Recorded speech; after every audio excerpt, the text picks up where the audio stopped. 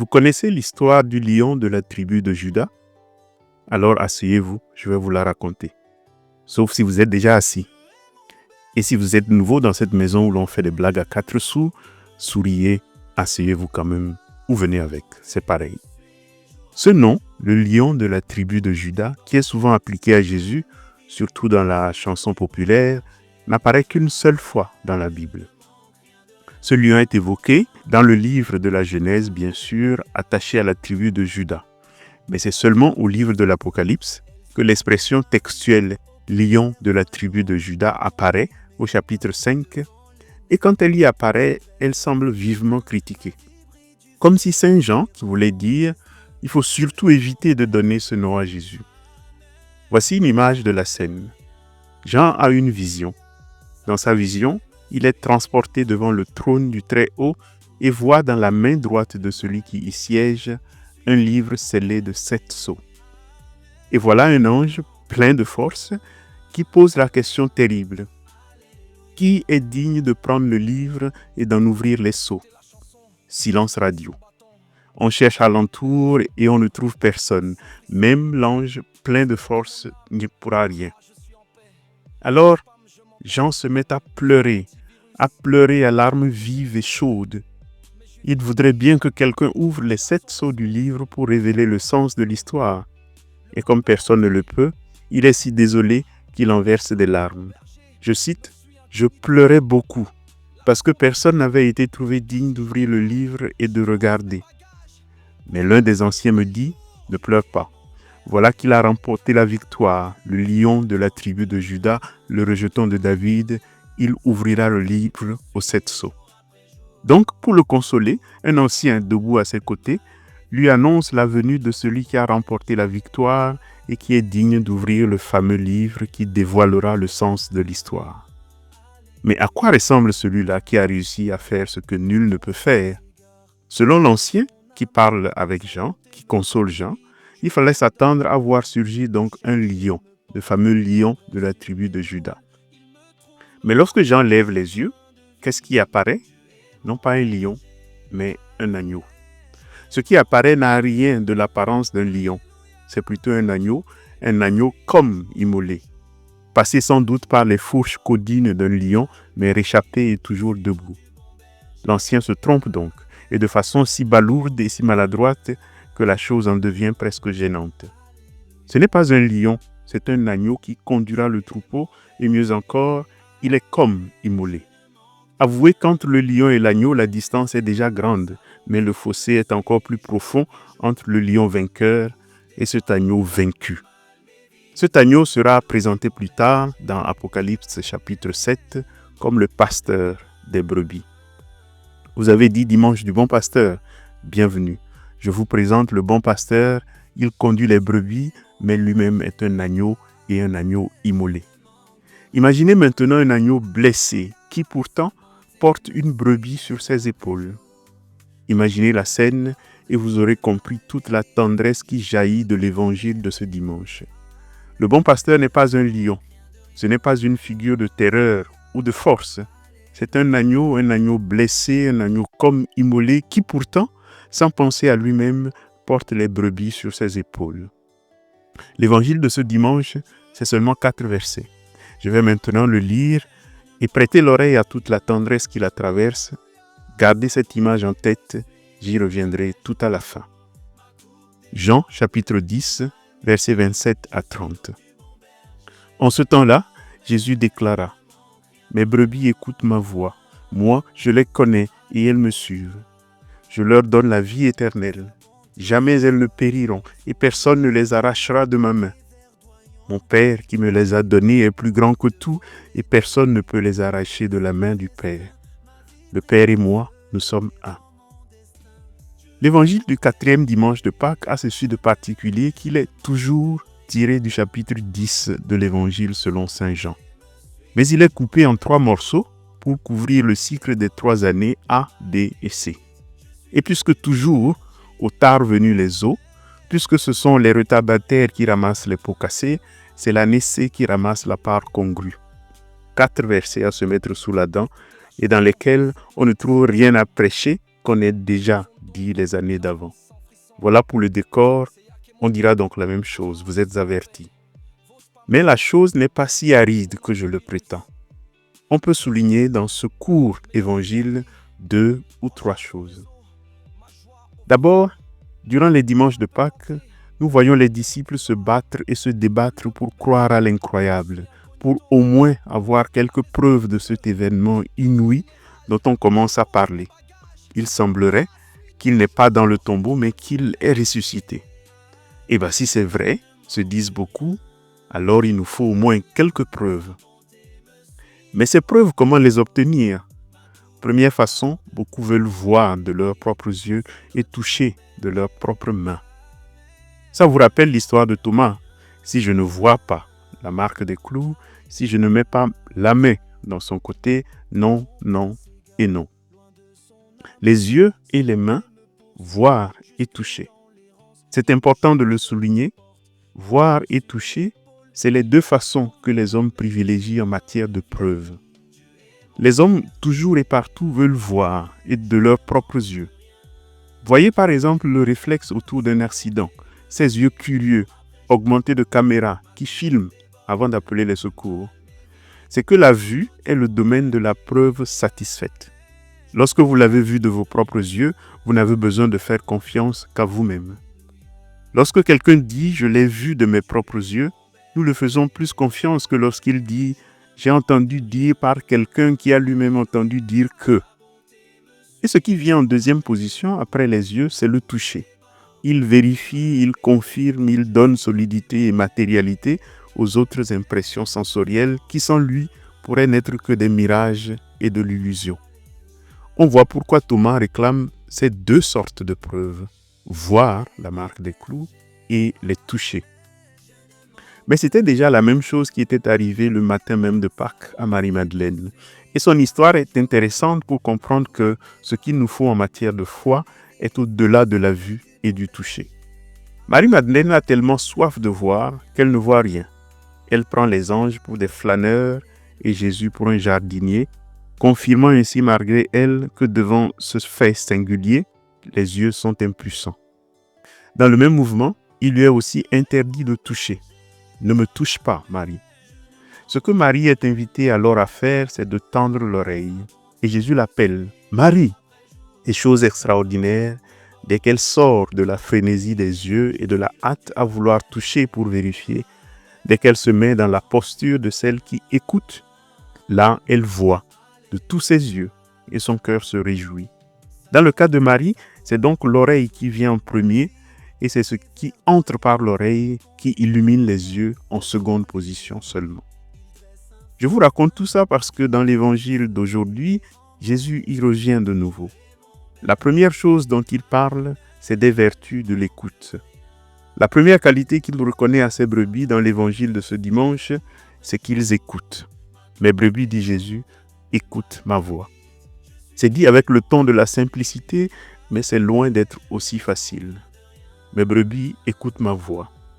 Et à ce point-là, on tremble de tout son être. Jésus est si confiant, si avenant, si sûr de lui-même qu'on pourrait prendre la chose pour acquise. Mais, si l'on cherche de la brebis qui écoute, qui suit son maître, peut-être cherchera-t-on longtemps. Jésus nous prend peut-être ici au dépourvu, comme il aime bien le faire.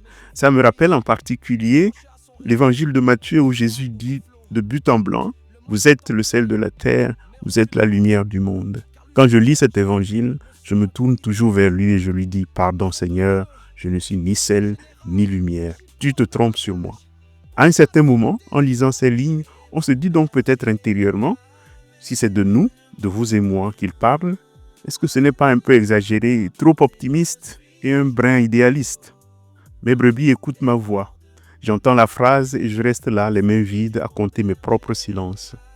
Car écoutez, mes seigneurs, nous passons le plus clair de notre temps à parler par-dessus toi, à ruminer nos peurs plutôt que tes promesses. Tu le dis avec tant de certitude, Jésus, comme si notre attention était une évidence. Mais ta voix est si vite recouverte dans nos vies par le vacarme du monde, par le vacarme d'un monde pressé, de nos cœurs encombrés. Mais apprendre la chose dans ce sens, peut-être qu'on se tromperait. C'est trop moralisant et ce n'est sans doute pas l'intention de Jésus. L'écoute dont parle Jésus ici est peut-être aussi d'un autre ordre. Le dernier bout du chapitre 10 de l'évangile de Jean que nous lisons ce dimanche est une hymne à la tendresse. Il ressemble à une sorte de confession très intime de Jésus et transpire une telle tendresse qu'il serait injuste de ne pas le souligner. Parlant de ces brebis, Jésus affirme « Je les connais, elles m'écoutent, elles me suivent. Je prendrai soin d'elles en leur donnant la vie éternelle pour que jamais elles ne périssent. » L'attachement est si profond qu'il ne supporterait même pas qu'on les arrache de ses mains. D'ailleurs, insiste-t-il par 2 fois, personne ne le peut. Personne ne les arrachera de ma main. Et pourquoi? Parce que, dit-il, comme dirait un petit enfant serrant son jouet dans les bras, c'est mon Père qui est très fort qui me les a données et elles sont à moi. Et si tu me l'arraches, il va te botter le derrière. Mais qu'est-ce qui explique cette tendresse entre le pasteur et ses brebis? C'est ici qu'on revient à l'histoire du lion de la tribu de Juda, de l'agneau pasteur et des brebis. Jésus ne dit pas seulement que ses brebis l'écoutent, mais que ses brebis écoutent sa voix, dans le sens où on reconnaît une voix, qu'une voix nous est familière, qu'une voix nous rassure quand on l'entend et nous réjouit. Ce n'est pas forcément dans le sens où on obéirait à la voix en question, non. Si c'était cela, il faudrait s'enfuir devant la remarque soudaine de Jésus. C'est d'abord dans le sens aussi où c'est une voix dans laquelle on se reconnaît et qui nous rassure. Car le berger est un agneau. Lui, il porte la marque du sacrifice auquel sont soumises les brebis depuis la fondation du monde. Avoir été tondu comme les brebis, avoir été immolé comme elles, avoir été dépouillé de toute apparence de gloire ne l'a pas éloigné des brebis, au contraire. Cette nudité partagée fait de lui le seul capable de murmurer à chaque oreille « Je connais ton chemin, je suis passé par là ». Les brebis reconnaissent donc cette voix précisément parce qu'elle ne résonne pas en étrangère à leur propre fragilité. Cette voix a tremblé, elle a sué l'angoisse, elle a crié avant de traverser la mort et d'en revenir. C'est pourquoi cette voix crée une telle confiance. Elle ne flatte pas, elle ne berce pas d'illusions, mais parle vrai. Elle connaît le goût des larmes, le poids des nuits sans sommeil, l'ambiguïté de nos chemins. Les brebis savent donc, dans leurs entrailles, que cette voix-là ne leur mentira pas. Cette voix-là, ceux qui acceptent de traverser l'épreuve avec elle, la connaissent et la reconnaissent. Mes brebis écoutent ma voix. Mais écouter a un deuxième sens peut-être, sinon une deuxième fonction.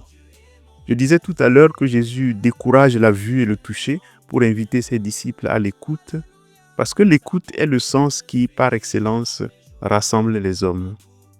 Jésus ne s'adresse pas à une brebis unique, il parle toujours de ses brebis au pluriel. C'est comme un troupeau qu'il les veut, c'est comme un troupeau qu'il les rassemble. Et l'écoute est par excellence ce qui rassemble. Voir, c'est quelque chose qu'on peut faire tout seul. Écouter, c'est une chose qu'on ne peut faire qu'au moins à 2. Car écouter suppose que quelqu'un parle et que l'autre en face écoute. Écouter suppose de faire confiance aux autres, de faire confiance à ceux qui vous racontent cette histoire à laquelle vous n'avez pas assisté, cette histoire que vous n'avez pas vue. Écouter suppose un face-à-face, une parole offerte, une attention donnée. L'écoute est le tissu même de la relation humaine, le lieu où se noue une alliance invisible mais tangible. La foi n'est pas tant dans le fait de voir ou de toucher le ressuscité, que dans le fait d'être touché par les histoires qu'on raconte à propos de lui, par ce qui est dit de lui. Le Christ ne se donne pas à voir comme une image statique, mais à entendre comme une parole vivante qui circule, se partage, se renouvelle et crée des liens. La foi, alors, n'est pas adhésion à une vérité figée, mais consentement à être façonné par ce qui, dans la parole de l'autre, me révèle soudain l'inouï de l'Évangile. Une brebis entend l'autre répéter un fragment de la voix du berger, une parole de consolation, un récit de chute et de relèvement, et s'y retrouve. Chaque témoignage devient alors un écho qui confirme « oui, c'est bien lui, c'est lui qui agit comme ça ». Sa voix a cette particularité de se fragmenter en 1000 reflets, en des milliers de vies humaines, sans jamais se diviser. Les plus âgés raconteront peut-être comment sa parole a tenu bon dans les difficultés. Les plus jeunes murmureront comment elle les a secoués de l'indolence. Et ainsi le troupeau se constitue par la reconnaissance progressive dans la voix des autres de la même voix de Jésus qui nous parle à nous tous. Les brebis se rassemblent parce qu'elles ont reconnu dans les mots usés, fatigués, parfois maladroits de leurs compagnons, la trace de cette voix unique qui parle à tous. L'écoute devient donc ici un acte eucharistique. Je reçois la parole de celui qui fut broyé pour moi et je reconnais dans la chair fragile de mon prochain l'écho de cette offrande.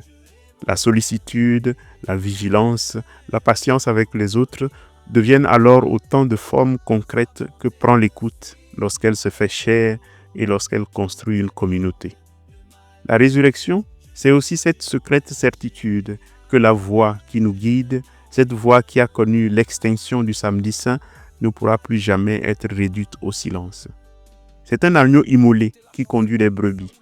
Même la mort ne peut plus rien contre cette histoire d'amour. Cabri mort n'a pas peur de couteau, comme on dit à Babi. Dans l'agneau, les brebis reconnaissent leur propre histoire, déjà reprise, réinterprétée, réacheminée vers un dénouement qu'elles pressentent, même si elles ne le voient pas encore. C'est ce qui rend sa voix unique et son troupeau serein. Tant qu'ils marcheront ensemble, même les forces de l'enfer ne pourront plus prévaloir contre eux. Ainsi, nous voilà revenus au point de départ. Ce lion de la tribu de Juda tant attendu, ce symbole de puissance rugissante, n'était finalement qu'un agneau immolé. Et parce qu'il est agneau, il est plus proche des brebis que jamais. Et parce qu'il est immolé, il connaît leur sort. Suprême ironie divine, le monde cherche des lions, Dieu répond par le cri d'un enfant. Mais c'est bien là le tour de force. Dans ce renversement, l'écoute devient la seule arme nécessaire. Car qui aurait cru qu'une voix si fragile, celle d'un agneau à la gorge entaillée, puisse rassembler un troupeau à travers les siècles? La prochaine fois qu'on vous vantera le lion de la tribu de Juda, souriez légèrement. Rappelez-vous que le vrai symbole chrétien n'est pas la crinière majestueuse, mais cet agneau immolé et sans défense. C'est le signe que l'Évangile n'a pas fini de nous surprendre. Après tout, quel berger digne de ce nom aurait parié sur un troupeau aussi distrait que nous le sommes? Mais c'est cela, la blague divine. Nous sommes ces brebis parce qu'il le dit, non parce que nous le méritons.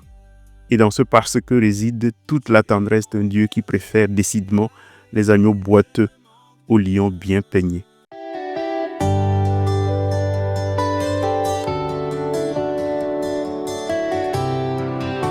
Dieu est mon berger, amen. Je ne manque de rien, alléluia.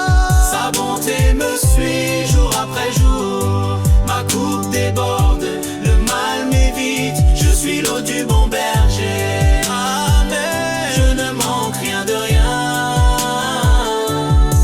alléluia. Sa bonté, sa gloire, elles ont eu ma vie au pré verdoyant. Il conduit mes pas devant l'ennemi. Il dresse un festin. Ma vie brille du feu, éclairant mon destin. Dieu est mon berger, amen. Je ne manque de rien, alléluia. Sa bonté me suit jour après jour. Ma coupe déborde, le mal m'évite. Je suis l'eau du bon berger, amen. Je ne manque rien de rien, alléluia. Écoutez la chanson, sa houlette, son bâton. Même en zone d'ombre, j'avance sans frisson. C'est Yak et mon âme, ah je suis en paix. Vos spams, je m'en tape. Lui, mon antivirus. Les ennemis rôdent, mais je vis happy. Branché à son réseau, ma joie overflow. Le mal peut tenter, mais reculera. Car lui, le bon berger, me suit incognito. La maison de Dieu, quartier général, j'y pose mes bagages pour la suite des jours. Dieu est mon berger, amen. Je ne manque de rien, alléluia. Sa bonté me suit jour après jour. Ma coupe déborde, le mal m'évite. Je suis l'eau du bon berger, amen. Je ne manque rien de rien,